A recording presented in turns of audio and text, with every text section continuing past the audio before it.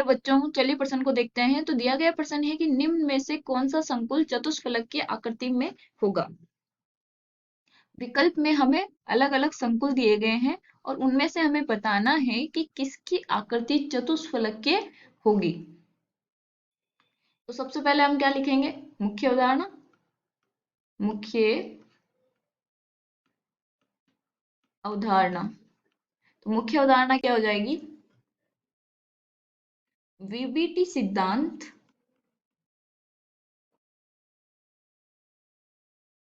के आधार पर ज्यामिति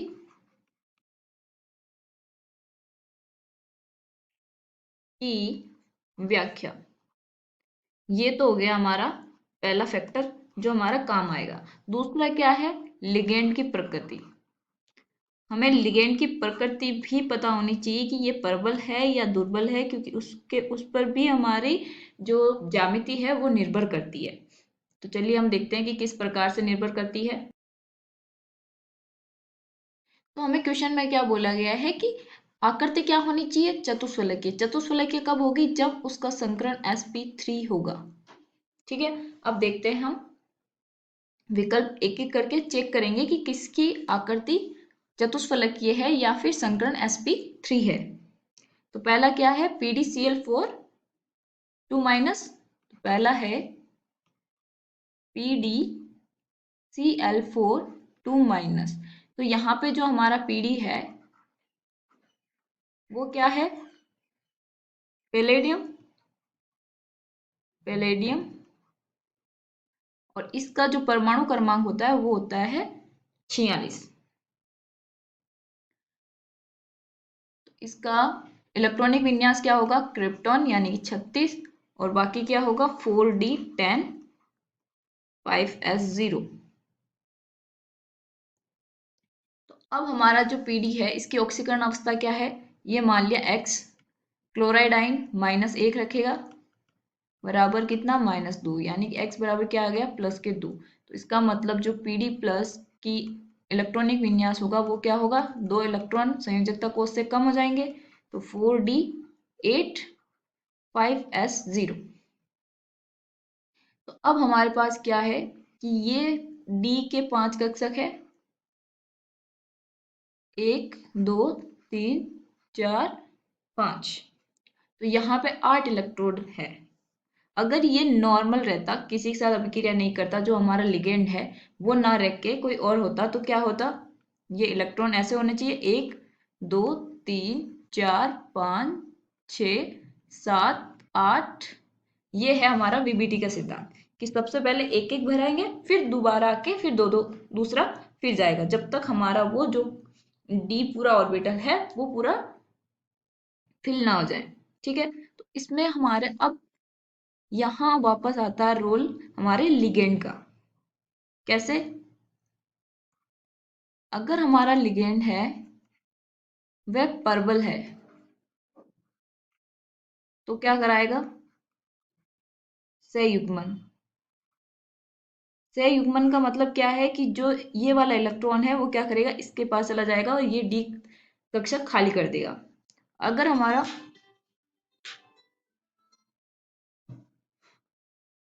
हमारा लिगेंड दुर्बल है तो उसमें सहयुग्मन नहीं होगा। तो ये तो है हमारा कब, जब हमारा संयोजकता कोष जो है डी है वो 3D हो, तब ये वाला काम करता है। लेकिन अगर हमारा जो डी कक्षक है वो 4D या 5D का हो तो सभी लिगेंड प्रबल होते हैं। सभी लिगेंड प्रबल की तरह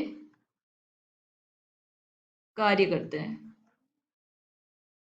तो इसका मतलब क्या है, प्रबल की तरह कार्य करेगा मतलब सब सहयुग्मन कराएगा। तो इसमें ये क्या होगा, ये इलेक्ट्रॉन हमारा ये वाला यहाँ चला जाएगा और ये डी खाली हो जाएगा। तो ये डी खाली हुआ तो हमारे पास क्या बचा कि ये डी के 5 कक्षक है, 4 तो हो गए हमारे फुलफिल, 1 2 3 4 5 6 7 8, ये रह गया खाली। और इसके बाद क्या बचा हमारे पास, एक S और आगे के P। ये क्या है, 4D 5S 5P। अब हमारे पास जब संकरण बनेगा तो हमारे पास क्या है, PDCl4 2 माइनस, तो इसके वो समन्वय संख्या कितनी है, 4। तो या तो ये sp3 बनाएगा या dsp2 बनाएगा। तो अगर हमारे पास D रिक्त खाली है कक्षक तो ये बनाएगा हमारा dsp2। अगर D खाली नहीं है तो वो क्या बनाएगा, sp3। तो ये dsp2 बनाया है इसने। तो इसकी जो आकृति होती है वो होती है समतल वर्गाकार। अब यहाँ पे देखिए जो पीडी है उसमें क्या है, 4D।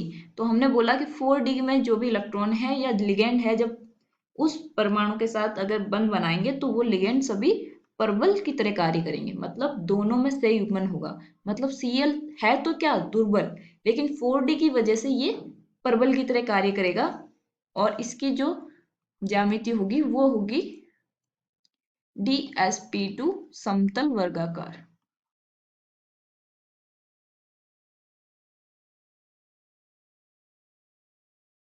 तो ए का क्या होगा, ए नहीं हुआ। बी क्या है, Cn। तो Cn क्या है, परबल है। पीडी है, 4D का है, तो ये भी क्या बनाएगा, dsp2। तो ये भी नहीं होगा। अब आते हैं हम निकल पे। तो जो हमारा निकल है, Cn का 4 और क्या है, आवेश क्या है इस पे, माइनस के 2 माइनस। तो इसकी ऑक्सीकरण अवस्था x मान लिया। तो x बराबर +4 माइनस 1 बराबर -2, x बराबर +2। ऑक्सीकरण अवस्था आ गई +2। तो अगर निकल है तो निकल का परमाणु क्रमांक होता है 28। तो ये क्या आएगा, आर्गन 3D8 4s2। तो निकल Ni+2 में है तो 2 इलेक्ट्रॉन निकलेंगे बाहरी कोश से। तो 3D8 4s0। तो D के पास कितने हैं, 8। तो फिर से वही बनेगा, 5 कक्षक, 1 2 3 4 5 6 7 8, ये आ गया 8 इलेक्ट्रॉन। अब यहाँ पे वापस जो लिगेंड है वो पर्बल है, तो क्या होगा, सहयुग्मन।